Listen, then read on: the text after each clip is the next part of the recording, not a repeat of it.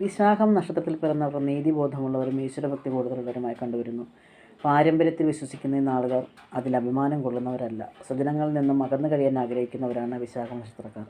മറ്റുള്ളവരുടെ ഇഷ്ടങ്ങൾക്ക് ഈ നാളുകാർ വേണ്ടത്ര പരിഗണന നൽകാറില്ല. കലാസാംസ്കാരിക രംഗത്ത് അതിയായ താല്പര്യമെടുക്കുന്നവരാണ് ഈ നക്ഷത്രക്കാർ. ചുറ്റും കാണുന്നവരെ സന്തോഷിപ്പിക്കുന്ന തരത്തിൽ പെരുമാറുന്നവരാണ് ഇവർ. സഹോദര സ്നേഹം കൂടുതലായി കാണുന്നു. ഈശ്വരചിന്തകളിൽ കൂടുതൽ താല്പര്യമുള്ളവരാണ് വിശാഖം നക്ഷത്രക്കാർ. പിതാവിൽ നിന്നോ മാതാവിൽ നിന്നോ വേണ്ടത്ര പരിഗണന ഈ നാളുകാർക്ക് ലഭിക്കാറില്ല. ആർഭാടവും ധൂർത്തും ആഗ്രഹിക്കുന്നവരാണ് ഈ നാളുകാർ.